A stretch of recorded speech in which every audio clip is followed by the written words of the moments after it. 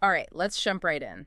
Today, we're taking a deep dive into augmented reality contact lenses. Yeah, this is going to be fun. You sent over some really interesting stuff for this one research, articles, even something in Spanish. Gotta love a global perspective. Right. Absolutely. But honestly, AR contact lenses, it sounds like something straight out of a sci-fi movie. Totally. We're talking about information popping up right in your field of vision, like a heads-up display, but without the bulky headset. It's like the next evolution of invisible computing. Invisible computing. Exactly. Like we've seen it with smart glasses, but contact lenses are so much more discreet.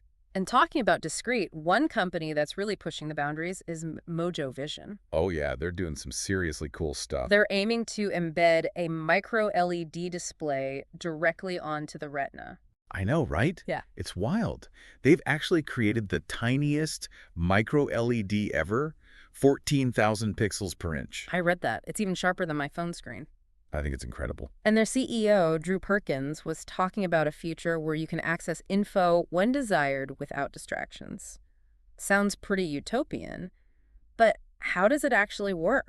Well, it's not as crazy as it sounds. No eye lasers. No lasers, thankfully. Yeah. They use this thing called the invisible click. You just focus your gaze on an icon to select it. That's amazing. So intuitive. Right. But let's switch gears for a second. True. We've talked about the how, but what about the why? What are the real-world uses for this beyond the cool factor? Well, one of the biggest ones is actually helping people with visual impairments. Mojo Vision is already working with the FDA on a version of their lenses for low vision. Wow, I had no idea it was that far along. Yeah, it's really exciting. So it's not just a gimmick. This could be life-changing for a lot of people. Absolutely. And beyond that, think about medicine. A surgeon being able to see vital signs without looking away from the operating table. Or a firefighter seeing through smoke to rescue someone. Exactly.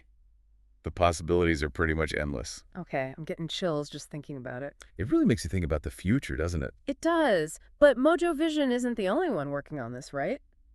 What about other companies? You're right. There are others out there. One to watch is Innovega. They're doing things a bit differently, combining soft contact lenses with special glasses. Interesting, so it's like a hybrid system. Yeah. They use a scleral lens. Yeah? It sits on the white of the eye so your central vision isn't blocked. That's pretty ingenious. But with any new tech, there are always challenges, right? What are some of the hurdles they're facing? Well, safety is a big one. These are medical devices, so there's a lot of testing and FDA approvals needed. Of course, you don't want people walking around with malfunctioning contact lenses. Right. Imagine that.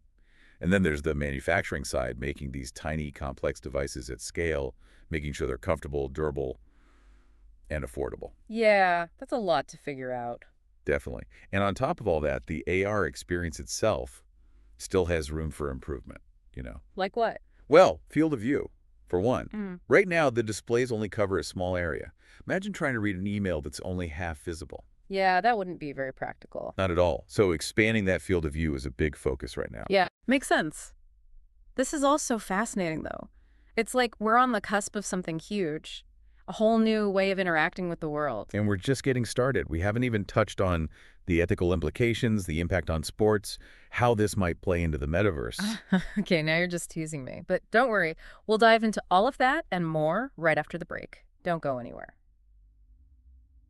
And we're back.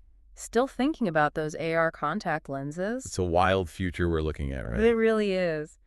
Before the break, we talked about manufacturing, field of view, the technical stuff. Right. But now I kind of just want to geek out about the possibilities. Let's do it. What are you thinking? Sports.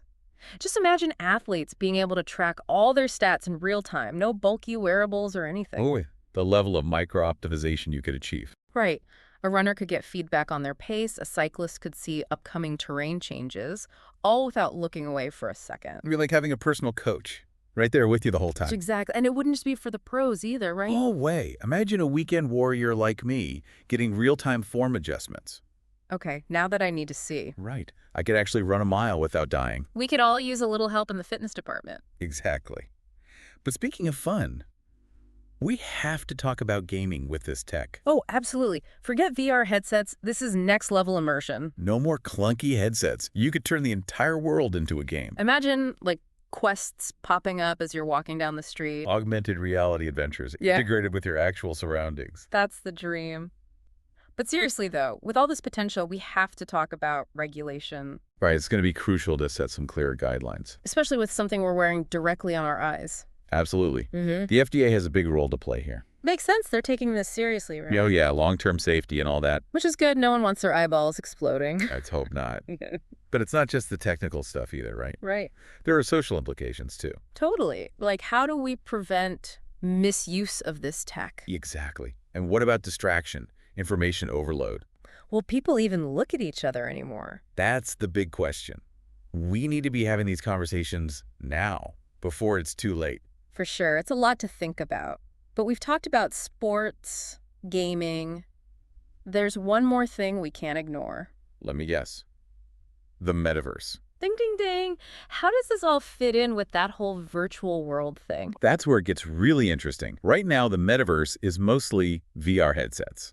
Which is cool, but also kind of isolating, right? No, really. AR contact lenses offer a different way in a blend of digital and physical. So instead of strapping on a headset, I could be walking down the street and still interacting with digital stuff. Exactly. You could attend a meeting with hologram colleagues in your living room, Or like a concert across the world. but you'd still be aware of your surroundings. Okay, that's kind of blowing my mind. It's a trip, right? But it also raises a big question. Which is, Where does the real world end and the virtual one begin? whoa, we're getting deep, man. Deep indeed. And that's something we'll have to keep grappling with. For sure. This is a lot to process. No kidding. We've covered so much ground, the tech, the potential, the challenges. And we haven't even scratched the surface. All right, so we're back, and my brain's still buzzing from all this AR contact lens talk. It's a lot to take in, that's for sure. It really is. And, we've talked about all these amazing possibilities, but there's this one thing I keep coming back to. Oh, what's that?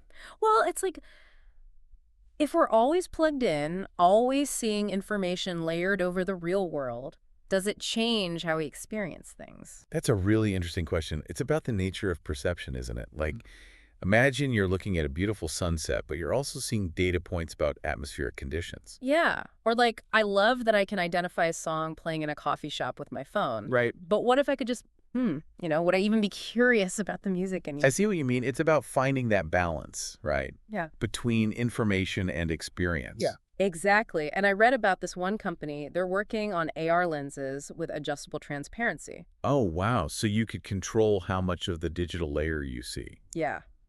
Like a dimmer switch for reality. That's a great way to put it. It's not about replacing reality, but enhancing it. Exactly. And that's what makes me so optimistic about all this. Me too. Think about the accessibility aspect. Right. Like breaking down language barriers with real-time translation. Or helping people with visual impairments navigate the world. That's the kind of stuff that gets me really excited. It's like we're on the verge of something truly transformative. We really are. This whole deep dive has been eye-opening, to say the least. It's been a pleasure talking about all this with you. Likewise. And to everyone listening, this is just the beginning. Keep your eyes peeled, because the future of augmented reality is closer than you think.